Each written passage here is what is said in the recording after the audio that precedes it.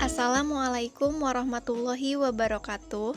Perkenalkan, nama saya Rina Ariyanti, nomor pokok mahasiswa A1B190517, Prodi Administrasi Bisnis Karyawan semester 4. Di sini saya akan menjelaskan proposal bisnis kewirausahaan donat kentang mini.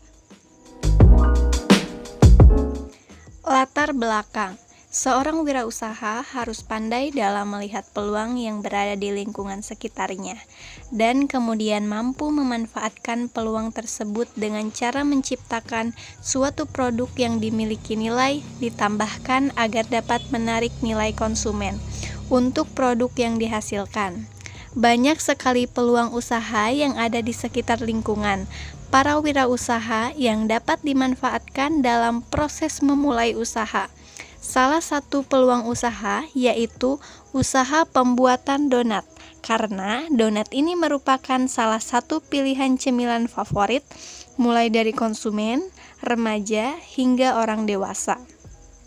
Melihat peluang ini, maka kami berinisiatif membuat donat dengan menciptakan olahan yang berbeda, yaitu donat kentang mini, dan berbagai macam pilihan rasa dari rasa stroberi, vanila, coklat, dan masih banyak rasa lain.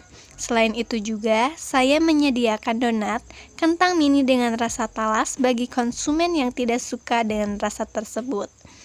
Pemasaran produk kami dilakukan di daerah Subang Selatan, di toko-toko kue dan jualan keliling. Dan kami memilih tempat tersebut memiliki peluang yang cukup besar karena banyak remaja dan anak-anak yang masih suka jajanan ringan. Daftar isi.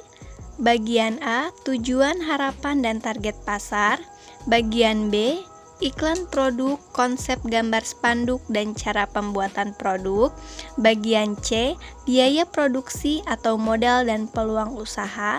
Bagian D, analisis SWOT sebagai kelayakan usaha dan kesimpulan. 1. Bagian A, tujuan, harapan, dan target pasar. Tujuan dan harapan. Tujuan 1. Sarana mengelola modal yang bertujuan dengan mencapai laba.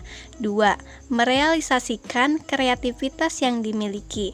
Ketiga, melatih diri agar dapat berwirausaha dengan baik. Keempat, menambah pengalaman tentang berwirausaha. Harapan 1. Saya berharap usaha yang saya dirikan dapat diterima dengan baik di masyarakat.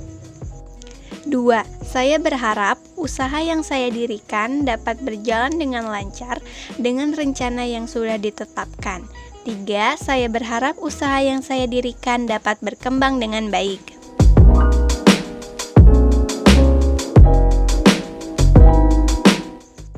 Target pasar. Menurut analisa kami, berdasarkan jenis produk yang kami jual, sasaran usaha kami adalah semua yang ada di masyarakat. Karena usaha yang kami rintis ini masih sangat sederhana.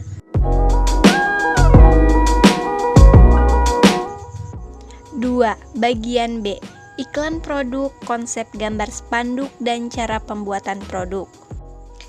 Iklan produk melalui sosial media dengan membuat akun sosial media dan situs web yang berisi tentang produk-produk yang dijual dengan menampilkan contoh gambar produk dan harga produk. Contohnya dengan akun Instagram dan Facebook. Konsep gambar spanduk. Konsep gambar di samping ini diambil langsung dari donat produksi kami. Cara pembuatan produk. Pembuatan adonan. 1. Membuat olahan dengan kentang rebus, tepung terigu, dan bumbu-bumbu hingga menjadi adonan donat. Aduk adonan terus-menerus hingga adonan menjadi kalis dan elastis. Pemproduksian. Lakukan proofing adonan donat selama lebih kurang 40 menit. Cetak atau bentuk adonan lalu lakukan proofing lagi. Setelah proses proofing selesai, siapkan minyak goreng di atas wajan. Tunggu sampai minyak panas. Goreng donat dan minyak panas sampai kedua sisi matang. angkat dan tiriskan. Taburi donat dengan gula halus atau rasa lain sesuai selera. 3. Bagian C. Biaya produksi atau modal dan peluang usaha. Biaya produksi atau modal. Untuk biaya produksi bisa dilihat di sini untuk rincian bahan-bahannya. Bahan-bahan dengan hasil donat 300 pieces memerlukan modal biaya sebesar 539.000 per hari, dan untuk 1 bulan memerlukan modal sebesar 16.170.000.